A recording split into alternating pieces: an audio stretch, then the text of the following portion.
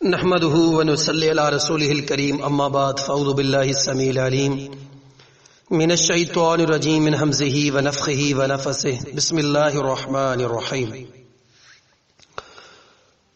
حدیث سیدنا معاذ بن جبل سے مروی ہے، فرماتے ہیں قال كنت ردف النبي صلی اللہ علیہ وسلم ليس بيني وبينه الا مؤخر رحل.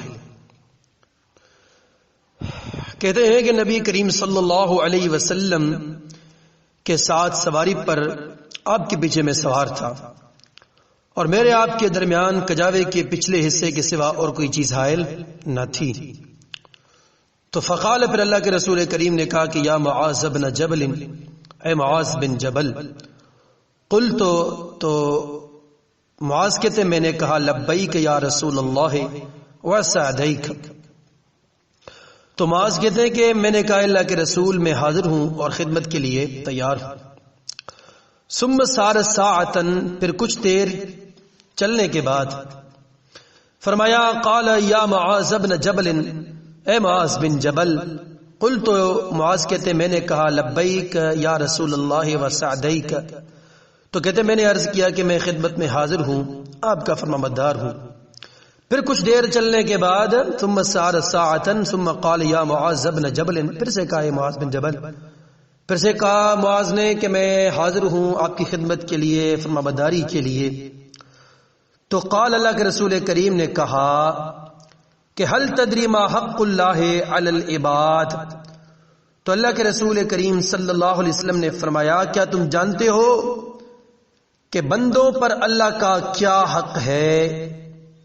قال قلت اللہ ورسولہ اعلم. کہتے میں نے عرض کیا کہ اللہ اور اس کے رسول ہی خوب جانتے ہیں، زیادہ ان کو علم ہے. کہا کہ فإن حق اللہ علی العباد ان یعبدوہ ولا یشرکوا بہ شیئا. تو اللہ کے رسول کریم نے کہا کہ معاذ، اللہ کا حق بندوں پر یہ ہے کہ بندے اس کی بندگی کریں اور اس کے ساتھ کسی کو شریک نہ کریں. ثم سار ساعتن، پھر تھوڑی دیر چلے. قال یا معاذ بن جبل، پھر سے کہا معاذ بن جبل. قلت، معاذ کہتے میں نے کہا لبیک یا رسول اللہ وسعدیک، میں حاضر ہوں آپ کی خدمت کے لیے، فرمانبردار ہوں. قال، اللہ کے رسول کریم نے کہا کہ هل تدری ما حق العباد علی اللہ اذا فعلوا ذلك. تو اللہ کے رسول کریم صلی اللہ علیہ وسلم نے کہا کہ اے معاذ، کیا تم جانتے ہو جب بندے اللہ کا یہ حق ادا کر لیں تو پھر اللہ کا ان پر کیا حق ہے؟ تو اللہ کا پھر ان پر کیا حق ہے؟ قال قلت اللہ ورسولہ اعلم. تو معاذ کہتے میں نے کہا اللہ اور اس کے رسول خوب جانتے ہیں.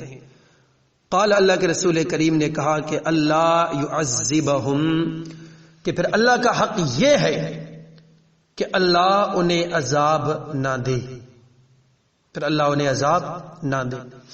اب یہ حدیث بڑی مشہور حدیث ہے، آپ نے علماء، خطبہ اور واعظین سے ہمیشہ یہ حدیث سنی ہوگی. اس حدیث میں سب سے پہلی بات کہ لفظ لبیک، یہ لب کا تثنیہ ہے اور کاف کی طرف مضاف ہے، پہلی بات. اور اس میں دوسرا جو لفظ ہے نا سعدیک، یہ سعد کا تثنیہ ہے اور اس کا مقصد بھی تکرار اور کثرت کے معنی میں ہے. ٹھیک ہے نا؟ تو یہ دو باتیں. اب اس حدیث میں دوسری بات اہم یہ معلوم ہوا کہ ڈبل سواری کرنا جائز ہے. کبھی کبھی ہمارے پاکستان میں کہہ لیتے ہیں نا کہ ڈبل سواری پر پابندی ہے. ہاں، وقتی حالات کے بنا پر کہنا صحیح ہے، لیکن یہ سواری پر سوار ہونا دو بندوں کا جائز ہے. دوسری بات، تیسری بات، رسول اللہ صلی اللہ علیہ وسلم کو زیادہ علم ہے، اسے غیب ثابت نہیں ہوتا کیونکہ یہ معاملہ بھی وحی کے ساتھ خاص ہے. معاذ نے کہا نا کہ اللہ اور اس کے رسول زیادہ جانتے ہیں. اللہ تو خوب جانتے ہیں، انہ علیم بذات الصدور، وہ تو سینوں کے رازوں کو جانتے ہیں، وہ غیب کے تمام تر معاملات کو جانتے ہیں. لیکن رسول جانتے ہیں، یہ صحابہ کا کہنا یا معاذ کا کہنا یہ اس بات کی دلیل نہیں کہ اللہ کے رسول کریم غیب کا علم جانتے ہیں، یہ اس بات کی دلیل نہیں ہے، بلکہ صحابہ کا یہ کہنا کہ اللہ اور رسول زیادہ جانتے ہیں، رسول صلی اللہ علیہ وسلم کا زیادہ جاننا یہ بھی اللہ کی وحی کے ساتھ خاص ہے، یہ وحی سے مستثنا نہیں ہے، یہ وحی کے ساتھ خاص ہے، کیونکہ لا یعلم الغیب الا اللہ، کوئی غیب نہیں جانتا سوائے ایک اللہ کے۔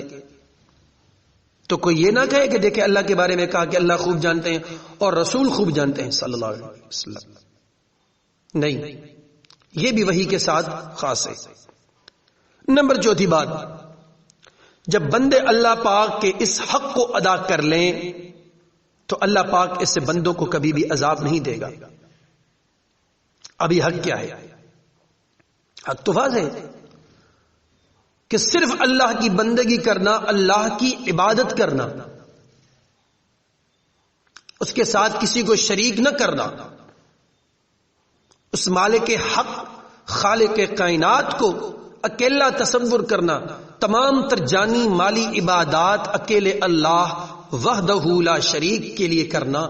جب یہ بندے اس ایمان پر، اس یقین پر، اس بھروسے پر، اس عقیدے پر ان کی زندگی گزرے، یہ حق صرف اللہ کا ہے، اللہ ہی کو دے،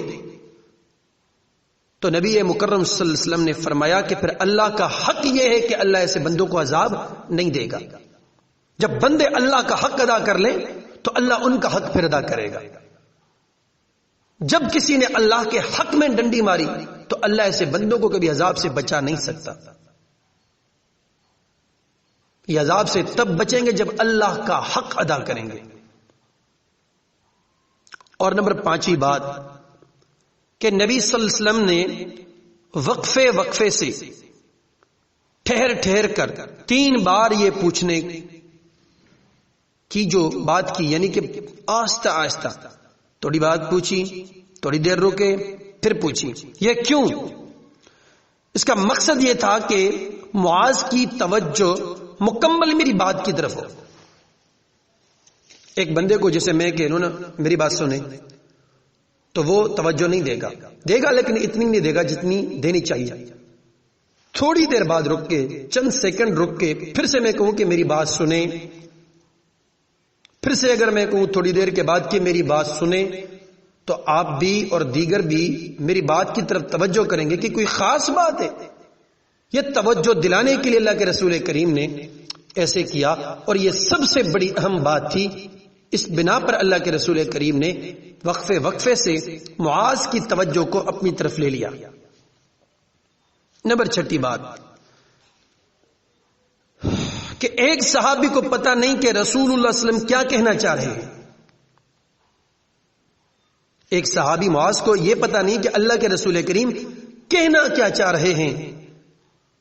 تو آج کل کسی ایرے غیرے کے لیے یہ کہنا کہ فلاں پیر ساری کرامتیں جانتے ہیں، فلاں پیر ساری باتیں جانتے ہیں، فلاں سائیں تو اتنا جانتے ہیں کہ وہ ایک عورت کے حمل کے بارے میں کہہ دیتے ہیں کہ یہ بچہ ہے یا بچی ہے، نعوذ باللہ استغفر اللہ، یعنی غیب کی بات۔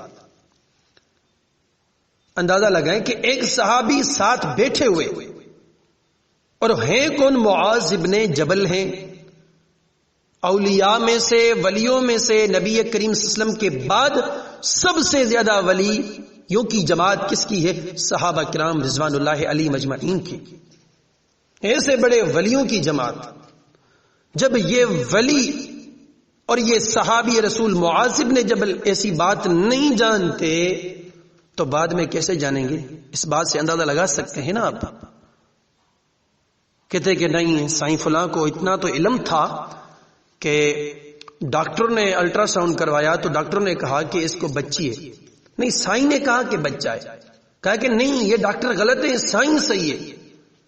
تو یہ گندا عقیدہ، اس کے حاملین کبھی حق پر نہیں ہو سکتے، کبھی سچ پر نہیں ہو سکتے۔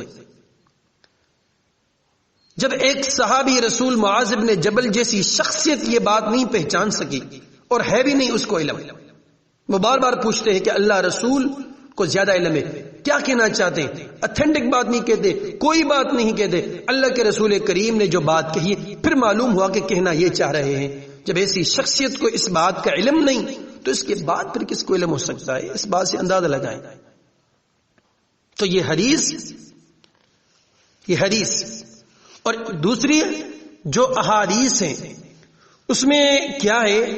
اس میں یہ ہے کہ اللہ کے رسول کریم صلی اللہ علیہ وسلم نے جب یہ بات کہی تو معاذ نے کہا قلت یا رسول اللہ افلا ابشر الناس، کہ کیا میں یہ لوگوں کو خوشخبری سناؤں؟ تو اللہ کے رسول کریم نے کہا قال لا تبشرهم فیتکلوا، آپ نے فرمایا کہ ان کو خوشخبری نہ دو، وہ اسی پر بھروسہ کر لیں گے۔ اس سے مراد کیا ہے؟ اس سے مراد یہ ہے کہ لوگ صرف یہی سمجھیں گے کہ اسلام دین صرف یہی ہے، حقیقت میں ایسا نہیں ہے، یہ عقیدہ ہے۔ اس کو اپنانے کے بعد، کیونکہ یہ اس وقت دین کی ابتدائی تھی، شروعات تھی، تو اللہ کے رسول کریم نے بعد میں دیگر باتیں بتائیں کہ جہنم، جنت، نماز، صدقہ، روزہ، زکوٰۃ، خیرات، اچھائیاں، برائیاں، ساری چیزیں اللہ کے رسول کریم نے واضح کر دی۔ پھر صحابہ کرام رضوان اللہ علیہم اجمعین نے یہ بات کھلم کھلا کر دی۔